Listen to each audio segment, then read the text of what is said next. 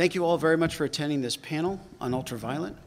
We're fortunate to have the industry expertise to join us today to discuss, explain, answer my questions and yours around UltraViolet and owning digital video assets. Before we get started, I wanted to share an anecdote that ironically happened in my household over Thanksgiving and some of the panelists and maybe some of yours. In the barrage of television advertising that kicked off the holiday season, UltraViolet was mentioned in a few of the DVD and other movie sales. And my nephew asked me if UltraViolet was a better version of Blu-ray. And I thought to myself, well, therein lies the challenge. And after I thought I did a good job of explaining it, he explained to me, oh, so it's like Apple. And then I realized that I had 3 weeks till Christmas when I owed him a really good answer, and I was going to have the industry experts here. So I'm hoping they can help me and maybe you with a crisp definition and a market-facing value proposition for UltraViolet. What I'd like to do is ask the panelists to each introduce themselves and their companies briefly, and then I'll come back. We'll have a handful of questions to ask them to stimulate the conversation and leave the last 15 minutes for your questions. So, if I could, maybe starting to my immediate right, ask Andrew to introduce himself. It's actually Stephen Chester, and I'm the Vice President of Film for Akamai Technologies. Hi, my name is Richard Berger from Sony Pictures Home Entertainment. I'm the Senior Vice President of Global Digital Strategy. Hi, I'm Tim Dodd from New Star Media. I'm the VP and GM of New Star Media based in Los Angeles. Corey Farringle with Rovi, EVP of Products. And hello, I'm Mark Teitel. I am the GM of an industry alliance called the Digital Entertainment Content Ecosystem, or DECE, which is the group that's designed and is now operating UltraViolet.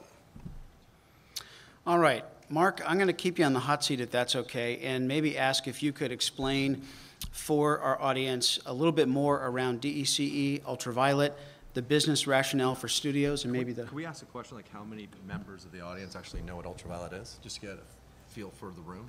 Sure. Audience? Does everybody know what UltraViolet is? Raise your hand if you know what it is. Okay, great. All right, then let's get directly then, Mark, if we could, to the some of the business rationale for the studios as well as the value prop for end users. Let me start here. What I found is that I've offered a lot of times to bet people a case of beer that they say they understand UltraViolet, and then in the course of about a 20-minute conversation, it turns out that there was something that they didn't know that was kind of important. And I definitely don't want to owe a case of beer to everyone in the room. But nonetheless, let me start in level setting on a few things, and then I think we'll get to some of the higher impact stuff in most of this hour that we have. So let me just make kind of a few things just to kind of set the stage. So first of all, the idea of UltraViolet is about an open and industry standardized way that consumers can get more enjoyment and more value and more benefit from owning movies and TV shows. I'll say a little bit more about who we in DECE really means in a couple of moments, but what we're really trying to do is to create and bring together two different things that don't exist together today. One of them is the idea of what cloud-based rights can do for consumers, the idea that if you own a movie or TV show, that you can have a locker or a library that retains that right in the internet, and that means that you're protected from losing content, you can access it via streaming, you can put downloaded copies onto a variety of devices, you can really get the best out of kind of both physical and digital media. Think about that as what people call cloud. But what we're trying to do is combine that with an open and widely honored, standardized way of doing it that's honored by many different companies that are distributors, that are device and app makers, that are content providers in the market. That's something that people came to understand and expect from Blu-ray and DVD and CD and pretty much any entertainment format in the past, but it doesn't exist in today's world. So we're trying to bring together all of the things that cloud can do for people, but an interoperable and open cloud that's widely honored in a way that benefits the consumer. Let me say a couple little very simple things about how it works. I think we'll get into more detail. But the basic idea is that UltraViolet is a form of cloud services that automatically comes with content that consumers will see for sale. So consumers will see the UltraViolet logo associated with Blu-rays and DVDs for sale, but they'll also see associated when they're using websites or apps to shop electronically. And anytime they see that logo, they know that if they buy that, they can either create a free UltraViolet account, or if they have one already, they can log into it. And the equivalent of a proof of purchase, or what we would call more technically a rights token, goes into an account that they have. And here's the key thing, though, that UltraViolet is not a destination. What we've done is we've designed a system that retailers and online service providers can have be part of their environment. And so consumers will be logging into and seeing, for example, the collection that they have, via a major retailer's site, or via a service provider's electronic program guide, or via the app that someone gives them on a mobile device. And once being able to access that, UltraViolet account holders can actually stream the content. They can download content onto a number of devices. They can also make use of physical media, either because they bought physical media to begin with or because they bought digitally, but that they're also entitled to get a physical media right. So we'll talk some more about all those things, but that's kind of the basic idea of it. These things that I've described in brief are really important to consumers, and some fairly extensive research that we've done, and I think other industry research too, shows that consumers in today's world, electronic sell-through is really not working for them. They look at it and think, I don't have confidence that I'm really going to own this thing in the long run. I'm afraid PC drives are going to crash, or I'll have trouble when I move to a new device getting content from here to there. Or maybe I don't want to get locked in. I don't want to buy content where it means I would have to keep on shopping from that one retailer forever or buying that one company's device. Those things really aren't working for consumers, but when we think about the idea of what a widely honored and cloud-based system can do, we believe pretty strongly that gives consumers confidence that they're really going to own for the long term what they pay to buy. It gives them a lot of freedom and flexibility that they don't have, even with today's kind of proprietary cloud offerings that are starting to come out. And ultimately, the idea of being able to choose and mix and match what retailers they use, whose apps and devices they use, we think have been critical to the growth of other media formats that are going to be super important to this. So that whole set of ideas has been designed over the last couple of years by this consortium that I'm involved in helping to manage called DECE, the Digital Entertainment Content Ecosystem. We have about 75 members spanning most of the major Hollywood studios and some other major content owners in the world, a very large number of big retailers of a variety of types, bricks and mortar companies, big cable MSOs and satellite players, over-the-top players, device-centric distributors, a lot of the biggest branded consumer electronics and computing equipment makers in the world, and then some of the biggest tech companies that really make digital video and make the internet work. And that entire membership has been dedicating time to designing basically the business rules, the legal framework, and also some of the standardized technologies that would let everyone kind of plug into and use the same system. This system now can actually be licensed for use into the consumer market by companies. We have an inaugural group of about 21 companies that have so far not just been members of DECE, but have taken out licenses that are deploying in the market. And the most notable ones that have actually now gone so far as to either be in market or announce that are 3 studios kind of on the vanguard of this. I'm glad that one of them is on this stage here today. Warner Brothers has actually been in market for several weeks now, a handful of weeks. I think, William, you were referring to seeing TV advertising. That's probably what you're talking about. For titles including Harry Potter and the Deathly Hallows Part 2, which was obviously a big deal. But Sony Pictures Entertainment and NBC Universal have also now made announcements that imminently, I think in Sony Pictures' case, this Friday, they'll begin to offer content to consumers that comes with UltraViolet rights, and Universal is next week. So the deployment is really in its truly earliest stages to consumers here in the United States. We actually have begun a licensing program in the UK and actually have some companies that are poised to also be now deploying to consumers in the UK.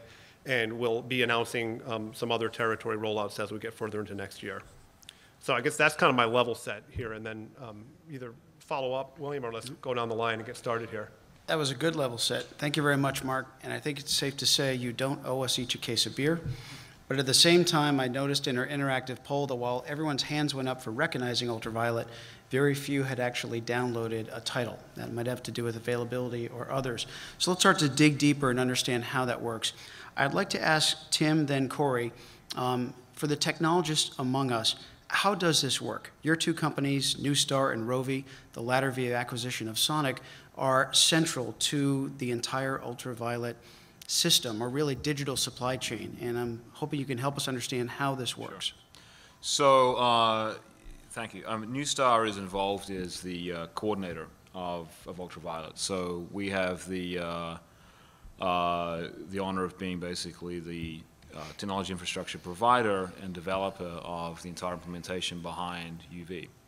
So essentially, we provide the rights information between the content, the devices, the domain management pieces, and then lastly, the consumer. So the idea is that from the consumer point of view, this is very straightforward. You know, a consumer buys a piece of content, whether it's online or whether they buy it physically, and it comes bundled with or is shipped with an ultraviolet right, and that right simply works.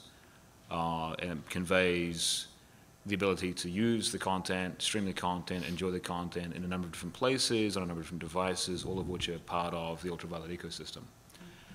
In the back end of that, there's obviously a lot of stuff happening. So using, you know, Newstar and working with DEC, implemented about 1,200 pages of specs, created a very complicated, frankly, rights locker. But from a consumer point of view, again, very simple. You go one place, or you go to many places, you always see your content in the cloud. So you see your digital media library presented to you in a uniform way, no matter where you go. And that's, you know, basically the consumer-facing proposition for ultraviolet. You know, you get it anywhere you want, it's always the same. Behind all that, there is a number of, obviously, API calls and environments and other things, and I'm not a technologist, but I can kind of play one for a second, that interrelate and basically interoperate so that one service and one retailer can populate a locker and can actually present to the consumer things that have happened where they weren't in the transactional chain at all. So when one retailer populates a locker, it's different from and looks different from, you know, obviously another retailer's locker from kind of their silo, but when you're using ultraviolet, it's always the same.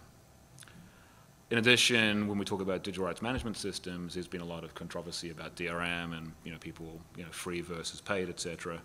All that aside, what we've created is a interoperable rights management system that ties the 5 different ultraviolet approved DRMs together using a thing called the common file format, so that one DRM system can play well with another, and another, and another, and another. So that consumers don't have to choose the format now, they just choose the content. So if they like The Dark Knight or Smurfs or Cowboys and Aliens for NBC, they can watch that wherever, depending on, you know, the different you know, rights they have. But it's irrelevant from the point of view of the DRM. So the DRMs that might be used by one company or favored by a different one, that's great. If they're using ultraviolet approved DRM, it all just works together. Mm. So the idea basically is, you know, to try and instantiate the consumer promise, which long ago, when we got involved in this, and I was involved when I was at Warner Brothers back in 2007 and 8, was, you know, buy once, play anywhere. So we've very much got to that point where, you know, we're confident that we've met that consumer proposition of actually being able to, you know, buy once, play anywhere.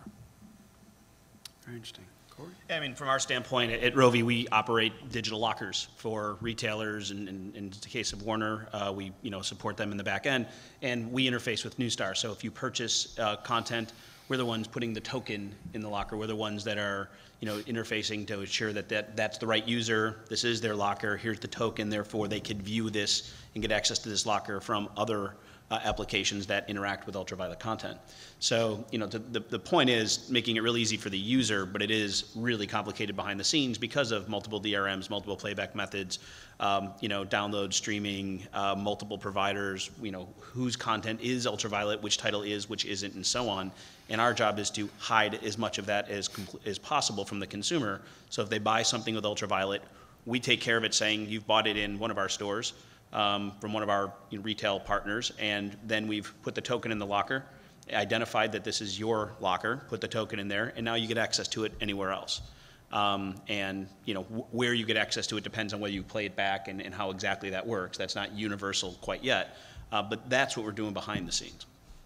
Hey, Tim and Corey, if I could just for about 30 seconds here. One of the analogies that I think for many people best illustrates what we're trying to do within entertainment is to go outside of this and talk about the spread of bank ATM networks. And so just in brief, we all take for granted now that different banks can kind of let, even though they compete with each other, let their customers go to the other guy's branches and get cash or make deposits and do things like this. And a lot of the technology, I think, that Newstar, that companies like Rovi and Akamai actually are working on is to say, how does all that really work behind the scenes so that a consumer can kind of do stuff that's kind of familiar? I get cash, I make a deposit.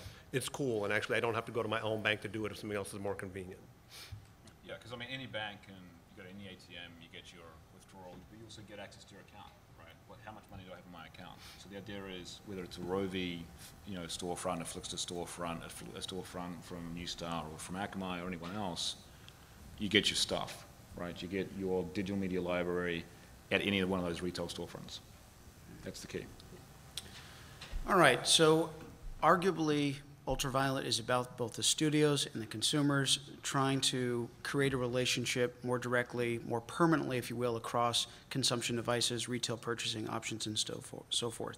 I'd like to get Rich's perspective as a studio person and perhaps ask first about a common thesis or maybe urban legend that the studios in many ways are trying to prevent what they see as Apple having done in the music business occurring to the video and video content business.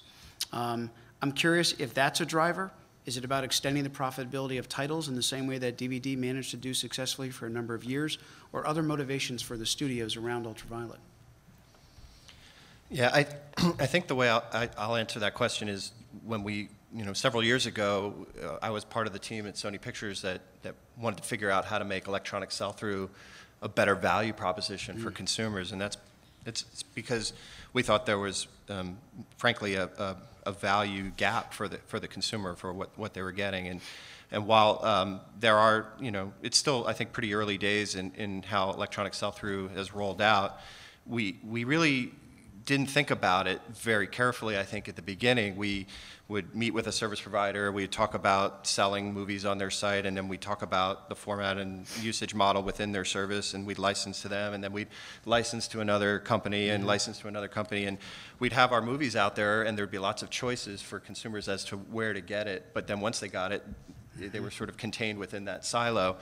And I think what we realized is we wanted to borrow a page from DVD and Blu-ray and start to think about standardizing this. And really, this is what's unique, I think, about UltraViolet is it's the first time the industry has productized digital in an ownership model. So we've separated the rights that you get from any one particular service. The rights stand on their own, and that's what the consumer gets. So if I shop at retailer A, B, C, or D, I get a set of rights for the movie, and that's what goes in the UltraViolet locker, and that's what I get.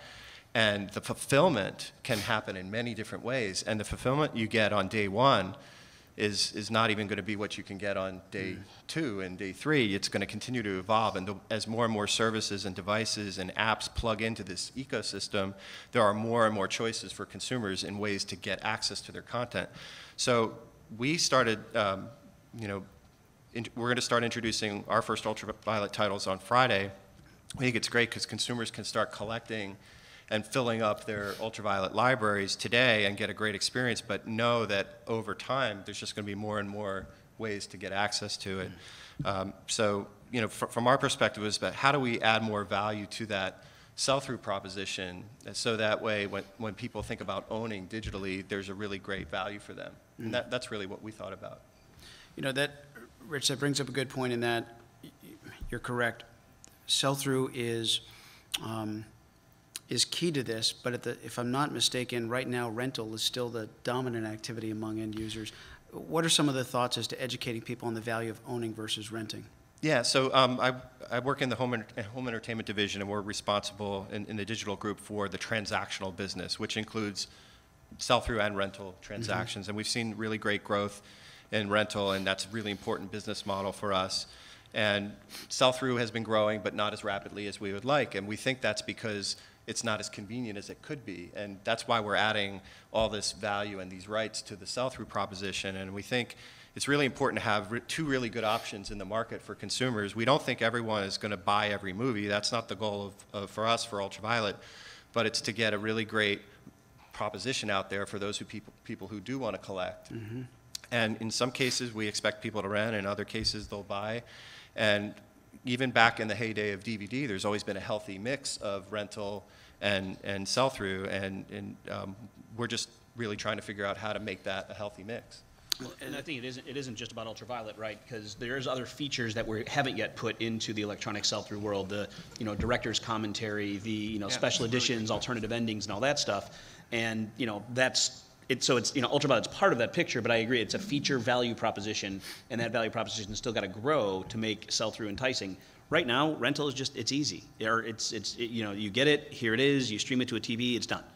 And there's no additional value yet.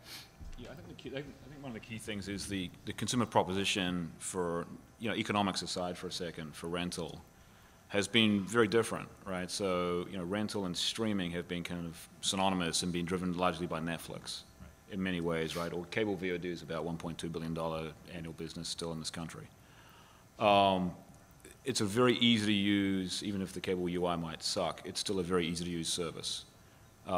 Whereas EST is kind of challenging to use. My 3-year-old can play with the Wii jogging remote and get to Netflix almost automatically, or limbically. It's kind of crazy. But so our Netflix viewership in my house has gone up a lot as a result of that. There's not, currently at least, there's not a very easy to use consumer proposition for EST. And I think some of the, you know, economics aside for a second, and that is a very big question, but at least I believe some drivers for the rental versus EST business are based on consumer ease of use. And right now, we've kind of failed at creating that compelling user proposition. It's a question of, so where does my file go? Where too else hard. can I play it back, right? Yeah. It just gets too confusing. We actually challenge people, I think, to buy, right? Well, Because it's kind of like, you know, if you want to do this, That's right. you have to understand DRM, you have to understand user device counts, domain Yeah. management inside your own house. It's just way too And the elephant in the corner is Apple has solved that, right? And therefore, E- that's why even- they see more sell-through than anybody else. Even, I think even Apple recently, you know, as a bit of an Apple fanboy, have still kind of now maybe eclipsed the complexity curve with iCloud. Yes. It's becoming really hard. If I could jump in for a second, I agree with what's been said, although I'd also point out, I think we know that consumers, when it comes to actually being asked to buy content, have a unique set of requirements that's actually just literally different, not just by degree, but totally a step change difference from renting. And a big piece of this, I think, at least I believe, is knowing that actually it's not actually a one company offer. I mean, with all of the respect that's due to Apple for a lot of things that they've done, and maybe there's some Apple folks in the crowd here, they'll be the first to tell you themselves that actually the sell-through part of their business has actually not been growing nearly as much as one would expect from a small base in an internet-based business. And I don't have my numbers exactly right, but probably 2 years ago, they were something like 88% of the sell-through market. And now I think they're something about 65%. And so they find themselves somewhat losing, this is uncharacteristic for them, losing share in actually a market that's not growing very quickly. I think the unique demands that consumers have is, if, you know, they might not have thought about DVD and Blu-ray in these terms other than in the back of their head. But if you're asking me to buy it, I actually want to be in command of it myself. I don't want to really be dependent upon that one company. I don't want to have it be that everyone in my family can only shop from one place and not see all of our stuff in one place. So we use the word interoperability as a business-to-business thing that we wouldn't really say with consumers so much, but interoperability for buying seems like it's a unique demand, and without it, consumers can make this really easy choice to say, well, I'll still see that cool movie from Sony Pictures or someone else, but I'll just actually see it in a rental or a subscription way. And so that's one of the big things that we're trying to target. So to state the obvious, as the panel has noted, there's no shortage of options for accessing content, for downloading, for streaming, for almost all varieties of consumption methodologies and even business models that go along with them. Stephen and his company, Akamai, probably move more packets than anybody out there. And so I'd be curious to know from his perspective, given all these other EST and digital consumption options, what will differentiate UltraViolet? What will be the features, functionality, or services, if you will, that will make this stand out? Well, you know, to kind of add on to what, you know, Mark was just talking about, I mean, you know, if you just break it down to a very simple level, today a consumer goes into a store, he sees a DVD, he or she sees a DVD, and in your mind, you know, it's a DVD, it works on a DVD player. And that's the goal of UltraViolet. I mean, if you look in today's household today, you know, there might be a PS3 in the house, someone might be using an Android, someone else might be using an iOS device, et cetera, et cetera. And today, if you go and you buy content, you're usually, you know, to Rich's point, you're locked into that retail silo. So now all of a sudden, you know, the hope of UltraViolet is as this becomes marketed more and it becomes more mass, is that there'll be a connection. Oh, it's UV enabled, that means therefore I can play it on all my devices. For Akamai, and where we sit in this ecosystem, we go, you know, if you look at the promise today to the consumer, at a minimum, you're going to get 3 downloads and 12 months of unlimited streaming. And from Akamai's point of view, what we want to do is obviously, we want to go out and support our partners to provide the highest quality experience as it relates to that device and make it seamless for our clients. And so when you look at the supply chain and you compare it to the DVD, the DVD was a very standardized process. It was a very specific spec, and for that reason, it scaled, and it scaled globally. And when it was rolled out, the studios and all the technology companies were very heavily involved in it. And as you look at UltraViolet today, this is our goal of basically coming up with a digital supply chain that's very standardized. So rather than doing one-to-one delivery, which currently is happening today, when studios and retailers get together and obviously do deals on content, it's one-to-many. And that changes the game as it relates to the supply chain. You start to lower storage costs, you start to lower delivery costs, and also you go global with it. So let me ask, at a high level, a tough love question. Does all that ultimately equate to a willingness to pay by the consumer? Yeah, we think so.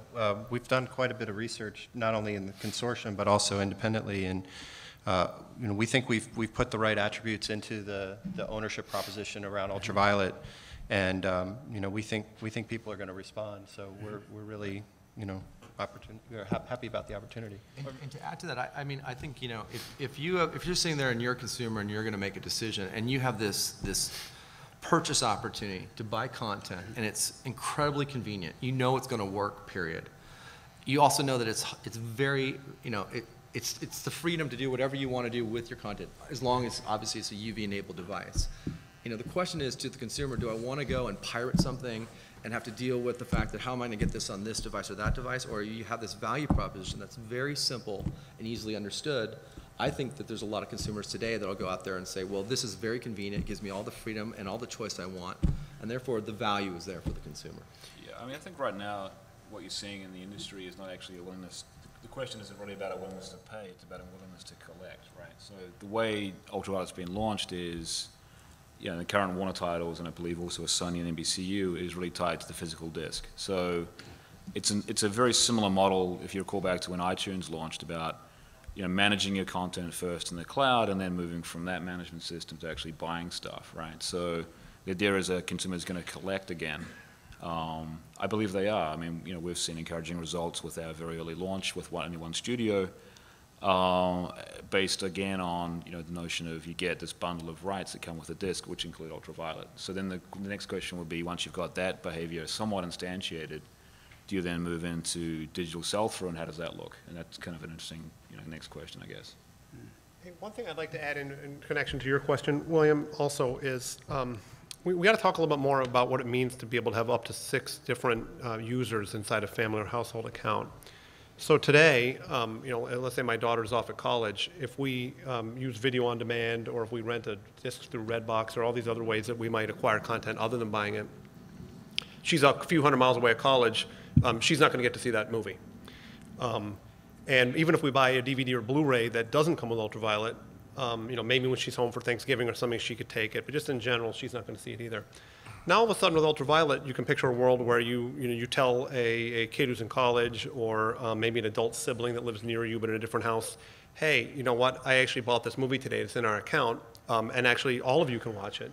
And so, in my view, a lot of consumers, and we've seen this in qualitative research, when you sit down with consumers in a focus group setting, they go through this kind of quickly. They think to themselves, oh, so a lot of times buying a movie or TV show that comes with UltraViolet is kind of like getting 2 or 3 video on demands or something right away inside my household or my family.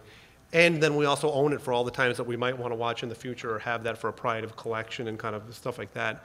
I think of this to me, it's going to add confidence and security, as we talked about. It's actually going to be more fun and kind of engaging, but also just the raw value of what consumers are going to see actually from owning content is going to go up some, because of the idea of a cloud that actually multiple users in an account can access. So, and the key here is going to be consumer education, right? I think getting a consumer to understand that that's what they get differently, what it means to be UltraViolet, what it means to play it back where, and why you might jump from one player to another player. That's a big barrier that's got to be overcome, and that's probably one of the most important things in the next year. Yeah, there's technical issues to be worked out, but a lot of those are kind of figured out at this point in time. Now can you get over the consumer hump? And Warner putting it into some of their ads, and I'm sure Sony will do the same kind of promotion, is a good first step, and now we got to continue to build on that. Yeah, I think in general, consumers are starting to learn more and more about what the cloud is and what it can do for them, even in a non-UltraViolet setting, which helps in the education process. And then what UltraViolet will be doing is reinforcing those messages and then also telling the consumers why the UltraViolet cloud's actually different and in fact better in a lot of ways, because it's actually your UltraViolet media library in the cloud is yours. It's not tied to any one particular service. You plug in the services that you want to access the content, and that's fundamental. That's a big difference. Yep. So we're confident about the consumer value prop, and I think from the data points here, I can understand how one can make the case with the promotion, the branding. I'm learning of some codependencies on retail and consumer electronics. What do those two industries need to do to help you be successful with UV? Retail needs to get comfortable. Retail isn't comfortable yet, right? I mean, they're just not. What makes them uncomfortable, Corey? You know, there's concerns they have about they would love to use this digital transition, if you will, to get a consumer to come to only that storefront and only buy content from them and only have their locker or their user experience. But that's not what it was in physical, right? I would buy it, I would take it home, I would put it on a shelf, and I didn't know where I bought it anymore. And so it is, you know, there's a little bit of a tension there. I think when we obviously, you know, we're a content provider, we license to all these retailers, we're talking to them all the time about UltraViolet, and several of them are very engaged, and a lot of them are members already of the consortium and are planning what they're going to do. I think there's two different types of retailers that we tend to run into, at least initially, and then I think over time they gravitate to the one. So the one is the one you described, where it's like, hey, they're my customer, right. I want to lock them in. Right. And that's kind of a mentality that some of them have, and I think some of the other ones that are a little more enlightened understand that it's actually much more, it's a bigger scale of the market, and they can actually compete well in it in an interoperable way. And there's several examples. We already heard the ATM model, right. you know, text messaging. I mean, there's a lot of different models where the market's just scaled dramatically once you've opened it up. And I think there are several leading retailers that understand this and aren't afraid of that. I mean, they actually feel like they can compete well in UltraViolet. And I think those will probably be the ones that launch first. Of course. And then I think if you're a retailer who's not in, I think it's harder to compete against a retailer who is, because they have a better product than you do. And I just want to add to the retail part. I mean, what's very interesting is, I mean, yesterday, before UltraViolet, if you're a retailer and you want to sell content to a consumer, you had to go off and build a platform, not unlike a Netflix and some other companies. That was a pretty big endeavor from a capital and labor perspective. Today, with UltraViolet, I mean, basically, we've lowered the barrier for retailers to basically stand up a platform or take advantage of a platform, take certain companies that do certain pieces, and next thing you know, they have the ability to deliver to the consumer. And what I think is important is what that then frees them up to do is then, rather than having a large department that's going to manage this platform, they can focus on being a merchant and focus on selling content to the consumers, which is what they do today. If you look at, you know, if you look at the physical goods side, I mean, they know how to market and sell this content to consumers. And so that's basically the learning process that's going on, because some of them are still holding on to the fact that why don't I build this myself? That's one of the learning processes they're going through. It's a really good point. I think, frankly, you've got like a legacy retailer idea still, right? So there's a number of incumbent retailers who have done the work that Stephen was talking about and spent the capital expense on that and are now looking for kind of a return, and then kind of saying, well, why would I now migrate to UltraViolet, which is really only going to help people who haven't yet invested or are now looking at kind of digital media 2.0, you know, where we have a new common file format, you have a coordinator, you have kind of all the things that we're talking about in that new paradigm. And why would I kind of like shift there and help other people basically compete at a lower cost of entry in my market when I've actually spent, you know, the last 3 years and legal fees with studios and buying the content with minimum guarantees and doing all those other things that have kind of economically disabled some of the industry participants. And now that we're all kind of on an level playing field, do I want to kind of like open that up and go that way? And so that's, I think, some of the decisions that you see being made by, well, not made, but at least one of some of the considerations that might be in their heads when you're talking about, you know, should I enable this ecosystem or not at a retailer level? If I It's could, a really good point that you're making. Two observations. One, there has been, in the past 20 years, a number of different telecom and media consortia that have been successful or not for various reasons. And second, there are some very, very big checks being written for digital rights these days. So to come full circle in our conversation, recognizing the studio's objectives in particular, pardon my ignorance, or please help correct it, is it mutually exclusive when a studio cashes a big check from Netflix versus continues to invest and promote UV? No. No? No, I mean, if you actually look at what content's available, there are totally different windows. The electronic sell-through, the transactional business is when the content is first available in the home. And you just won't see that, you just don't see that today in the subscription or the pay window. It's a little bit later. So for new release and for which is a big driver, for this, it's not mutually exclusive. I mean, we have a number of different business models we release our content in, and we'll continue to do so. We want to make each experience as good as it can be for the consumers, so they have choices. So I think where consumers do get confused is around in contention, and most consumers don't understand Windows very well, right? But when you go to a place and it's available in UV, and in a different cloud format and on a different digital delivery storefront in the same, at the same time and at the same price point, that's when it can get confusing. But I think, Reed Hastings and others have been very resolute that they are interested in kind of what's called the pay window plus one, which is kind of subsequent to HBO generally, with some exceptions, but not at least in kind of in the UV format. So comfortable with a coexistence of EST models. And clearly, there's not going to likely be one. And we have confidence in the consumer being able to distinguish the different value props among these. If we could actually get back to, for a moment, to not this specific question about retailers, but actually a little bit kind of that within a broader thing. I just wanted to try to put something in perspective. I don't know if people have had the sensation in their life, but nowadays you can kind of go to bed at like 11 p.m. Unless you have to get up early for something, you could get up at like 5 a.m. and you'll go check on the internet and kind of think like, what? There's no different news than like 6 hours ago? And you kind of expect like there should be some big new thing from 6 hours ago, but there wasn't. And I think that's part of what's going on here, because we are so much, obviously the people both up here, but also you guys in your business are so much on top of this. It almost seems like UltraViolet has been here for a long time, and you think, well, what's taking so long? But in fact, it's really been, I think, Tim, about 4 months since DEC and Neustar together said, hey, the actual centralized account and rights library system, the coordinator, is operational, more or less. It was late June, July. We started licensing in July. It's been about 4 months in the U.S. It's actually only been about 7 weeks that there was even a single piece of content for sale that came with UltraViolet rights, which was Horrible Bosses. And when I think about that, I remind myself that for any retailer, even, Stephen, notwithstanding the fabulous streamlining that you're referring to, which I agree wholeheartedly, that's a big, big piece of this. This is kind of just a nanosecond within kind of the decision life cycle of big companies thinking, gee, should we dedicate engineering resources and marketing and business resources to deploy something that's new, and we'll have to do some new learning and figure it out.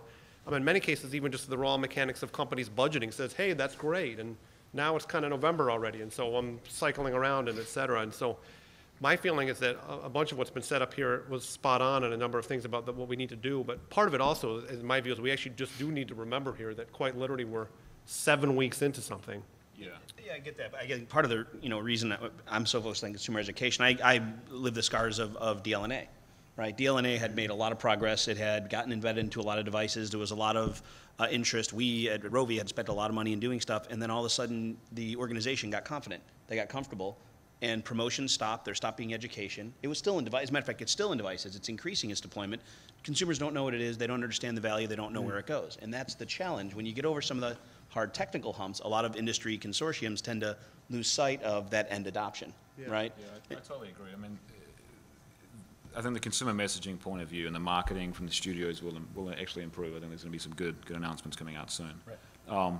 But we live in this very kind of like hyper, to your point about waking up and the internet hasn't moved in 6 hours. I mean, we live in this kind of hyper engaged environment now. I was on a panel at UCLA about 2 weeks ago, and 400 people.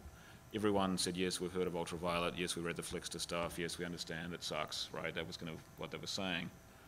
One person had actually tried it. So kind of 400 experts, 399 of which were just reading a blog article that was negative and saying, oh, okay, I now understand UltraViolet, move on. Exactly. And one person had actually said, actually, there might be something to kind of use here, and had gone into it. So that to me was really interesting, right? It's just people basically saying, well, I know about that because I got told about it, so I've experienced it, and now I don't need to worry about it anymore. Because we live in this very engaged but kind of hyper-social recommendation environment.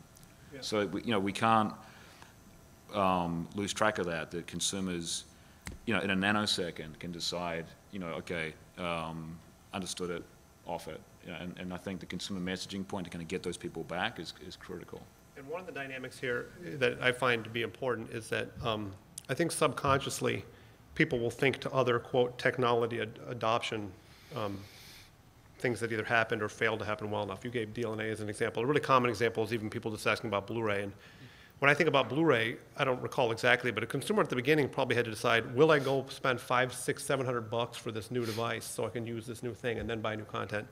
One of the critical things that I see about UltraViolet, and I definitely don't want to fall prey to overconfidence, believe me, we're not overconfident here, but that's important, is that in many ways, consumers don't need to do anything that's different than what they do today to start using UltraViolet. So, Rich, when Smurfs and Friends with Benefits go on sale, whatever number it's going to be, hopefully it's going to be a big number for you guys, but many, many Americans over the Friday and the weekend are going to have that at their house. And actually, UltraViolet just came with that. And they'll actually be able to use SonyPictures.com and then probably some other access points for UltraViolet with it, with the devices that they own today, using browsers that they own today. If they need to change technology, it's downloading a free app. It's not going to buy a new device. And so this is the opportunity we have, although I think now, probably, William, to segue to some of your questions about 2012 and what's important, we need to actually now convert that and kind of harvest that. And I agree that there are actually, that there's a lot to do there. Well, in fact, with that in mind, I want to leave about 10 minutes for questions from the audience before happy hour, and we all enjoy the beer that Mark no longer owes us. I'd like to ask each panelist, starting with Stephen, what is the one thing that UltraViolet must do or get right in 2012?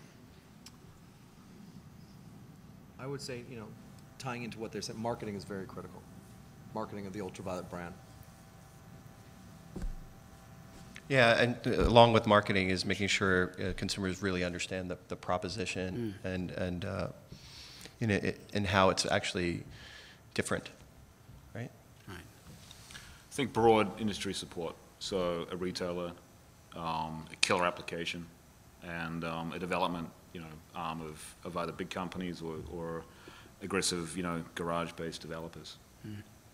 So getting past the marketing point, it's going to be ease of user experience. The harder it is, the more complicated, the more steps, the less likely the user is going to take it, even if they know what it is. So you've got to simplify that from purchase to viewing. Well, I guess being the last guy at the table, I guess I don't have anything different, guys. Well, kind of what they said. I guess I just would point out, I'd pick on just two pieces of what each of you guys said. I focus first and most, marketing for sure, although I would say specifically, having people that literally already have UltraViolet rights to movies and TV shows that they have bought actually understand what they are and actually take actions to start using that. There's many marketing jobs to do, but that's job one. And the good news is that's already starting. And then with respect to the user experience, I think driving to not perfect consistency. I think innovation and actually people leapfrogging each other is good, not bad for us, but to some level of a predictable consumer experience, much in the same way that a bank ATM, you kind of know I can choose withdrawal or deposit or look at my balance. Credit cards are another analogy to this, which we haven't talked a lot about, but UltraViolet is a little bit like companies maybe from the old days moving from like the Sears charge card that only worked with Sears to saying, well, maybe I'll accept Visa and MasterCard too, but consumers had to kind of learn to look for those stickers in the window and say, okay, got it. When that's there, I know what's going to happen. They're going to swipe my card at the checkout. I understand this. That idea of consumers understanding some of the basics of either creating accounts or logging into them, the fact that family members can access their library wherever they are and then press play. We need to kind of drive that among implementers as we go. I mean, there's a lot to do here for sure, but when we, at CES this year, so that was about, I guess, 11 months ago or so, we were saying, hey, the technology specs are available for companies to evaluate. We intend to begin a licensing program over the summer. We'll be operational. I think, understandably and fairly, there was a little bit of a skepticism in the industry that said, really, are you sure? I mean, it's a lot of companies. I'm not sure that's going to happen. So the good news for us is that's actually all happened pretty much exactly the way we thought it would this year. But now we're into, I think, the real part of the UltraViolet lifespan is there's consumers out there and there's users and there's more on the way, and we need to do these things that everyone on the panel has been talking about. That's excellent. I want to thank the panelists. I really feel the education and really the revolution has begun. I've got my answer for Christmas for my nephew, and I hope many of the audience members have their answers as well. If not, let me ask if there are any questions among our audience members for the panelists. Yes, in the back.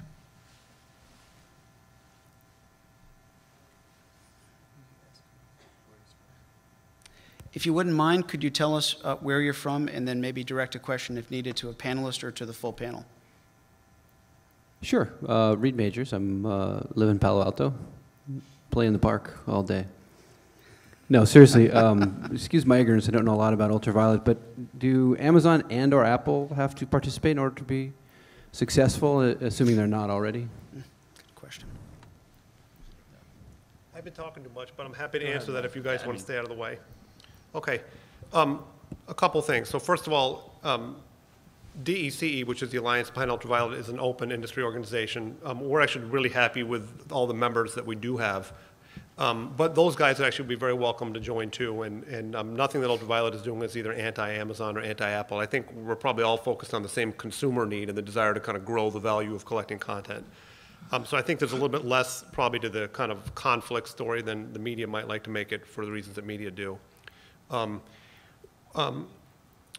With respect to Apple in particular, let me just answer it about them because I think that's kind of the senior version of those two questions. What we've been a lot more focused on, it would be great if, for example, iTunes, the content store that Apple operates in some geographies, were to become part of UltraViolet, so you could buy something from iTunes and it could go into your UltraViolet library. But what we've been focused a lot more on is will consumers that actually use Apple devices, iOS, iPad, iPhone, will they be able to use UltraViolet on those devices? And the answer is yes. I mean, I think if you go out today on the way home and you buy one of the Warner Brothers titles that's for sale basically anywhere that Blu-ray or DVD can be bought, you can actually be either downloading that movie to or streaming that movie to your iPad or your iPhone to a Flickster app, also to Android, by the way, 2 hours from now. So there is going to be interoperability to those devices, and whether Apple's kind of owned and operated retail store wants to be part of it, we'd love that too, but we view that as a separate thing. Right, it's an Android-based device. That's a good point. Other questions? Guys, you might have answered them all. All right. I want to thank our panelists for joining us today and helping us understand more about UltraViolet. All the hands went up, mine included. Whatever the starting point was, I think we've certainly learned a lot more and now have expectations going into the new year. So please join me in thanking our panelists, and we'll see you at the happy hour.